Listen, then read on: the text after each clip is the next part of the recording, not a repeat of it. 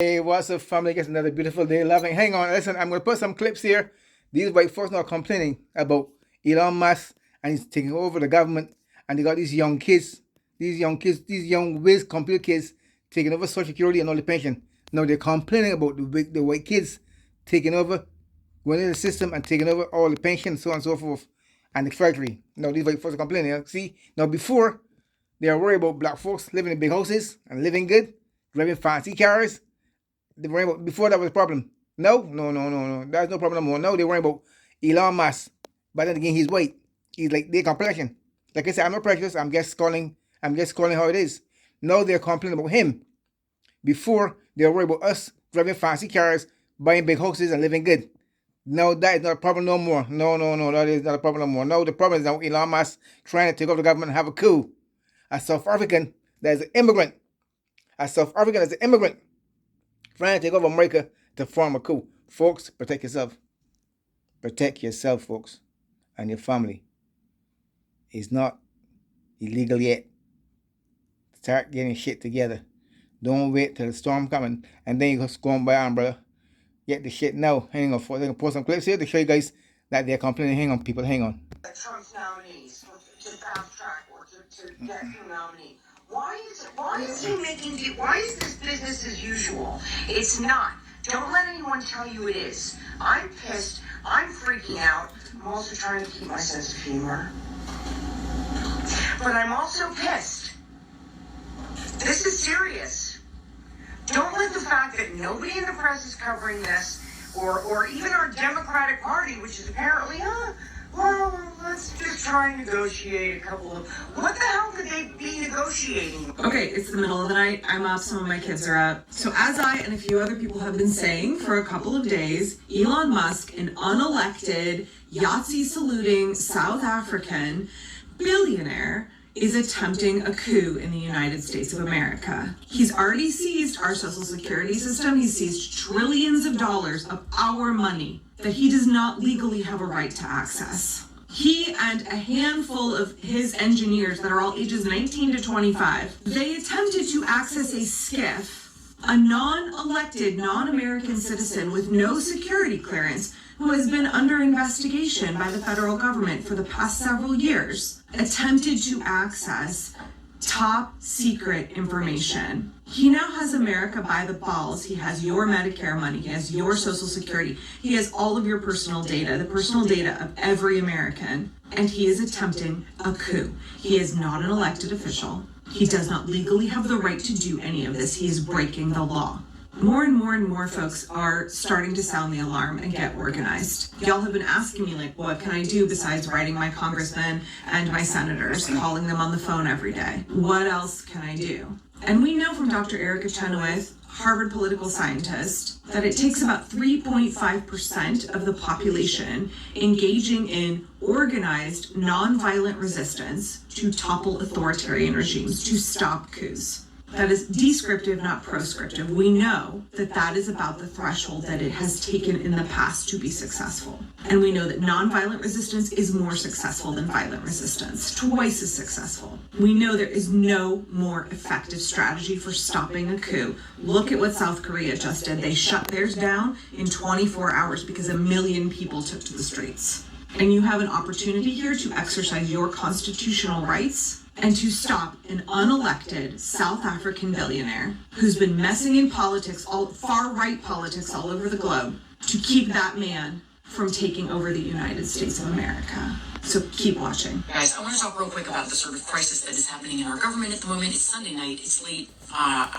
Should be in bed, but I was on a big call tonight with Indivisible, Working Families Party, and Move On, and I want to share what we talked about and the plan for this week. Because if you don't know, if you have been not paying attention, Elon Musk and a bunch of literally 18 to 24-year-olds that he has sort of recruited for this end have basically infiltrated the U.S. Treasury and have taken control of all of the computers. They have fired everybody who is in charge of taking care of our extremely sensitive information in there. And they're in there, and no one knows what they're doing. And it is a crisis. And anyone who tells you it isn't is in denial. But I think everyone knows it's a crisis. So the other part of this, and I'm going to explain how they're related, is that this week also, the Senate is going to be voting on a guy named Russell Vought, who is nominated to run the Office of Management and Budget. Now, Russell Vought is the guy who wrote most of, actually, Project 2025. He was Trump's OMB chair last time, and Trump has nominated him again because obviously Trump lied through his teeth, which we did try to tell you about not knowing anything about Project 2025. He's already begun to execute most of what's in it, and Russell Vought will do the rest. He is the author of last week's attempt to freeze all government funding. They failed because of your backlash, but he will try again. Indivisible and other people who have contacts on the Hill are hearing that even Republican senators are like really not into him. Democrats are unified in promising that they will vote against him, but we have to turn at least 4 Republican senators. It's all related because this is all an attack on our money. And one more thing that it's really important to understand is that the average Republican voter has no idea this is happening because they only watch Fox News, and Fox News is not going to cover it. So the other thing that is really important to do right now, there's a few steps here, and I'm trying to be as clear as I can. You want to talk to the people in your life who are either disengaged from politics or are Republican voters and just show them what is happening and let them know that this is going to affect their Social Security payments, their Medicare, their Medicaid, their veterans benefits, their Meals on Wheels, anything you can think of. Elon Musk and a handful of kids, one of whom is still in college, now have access to, and no one knows what they're doing. They could be stealing it, they could be siphoning it off, we don't know. They could be just cutting off funding to anything they don't approve of. So what do we do? Indivisible is asking us to do a few things. First of all, on Tuesday at 5 p.m., if you are anywhere in the DC area, and I mean anywhere, 5 p.m. Tuesday, show up at the Department of Treasury. We are going to have a huge street protest. We are showing up physically to protest what is happening. Also, Indivisible is asking us to not just call our representatives, our senators especially, to tell them no on Russell Vought and no on what's happening right now with Elon Musk. They are asking us to go in person to their offices. Now, I know you are immediately like, no way, I'm not doing that. But listen, you guys, I have done this many times. And I've gone to meet with my senators and my House representative, not the lawmakers themselves, but their staffers, many times, because I'm an Indivisible member and I have been for a long time. And we do this once a month. We have regular meetings. It's not that scary. These people work for you. You are literally their employers. Okay, you can go to Jessica Craven's YouTube or to her TikTok. They will both be in the video description to watch her whole video. I'm also going to drop the link there where you can find out more about Indivisible's protest in DC and the actions you can take to visit your senators or call them or in DC, and you can show up to that protest on Tuesday with Indivisible. Do it. Show up. If you can show up to the local office of your senator and talk to his or her aides, do it. Take a couple of buddies, show up, talk to them for a few minutes. Doesn't matter if your senator is a Democrat or Republican, Indivisible has key talking points that you can use depending on your senator's party. You can't do either of those things. Call, send an email, get ResistBot. It will send an email. So Wired Magazine just put out this piece where they have identified 6 engineers who have been helping Elon basically seize control of federal infrastructure. They are between 19 and 24 years old, and they work for Musk's companies. They also have ties and associate to Peter Thiel, so that's fantastic. The name of the engineers are right here. You can pause to read those names. But they have access to the Office of Personal Management, the General Services Administration, and they have gained access to the Treasury Department's payment system. And we just found out that they tried to access a SCIF with USAID, which, if you don't know what a SCIF is, it is a highly classified room that holds very classified secrets, and only like a very select few people are even allowed to go into a skip. It is like it's a locked high-level room that has no outside communication, that has no outside phones.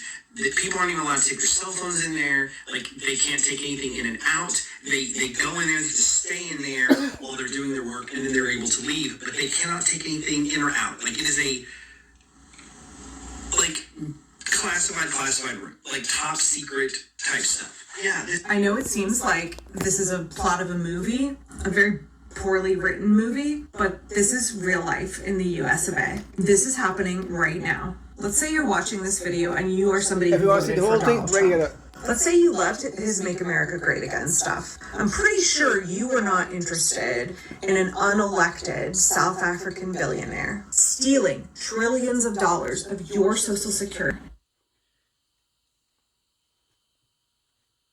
Thanks very much for joining me.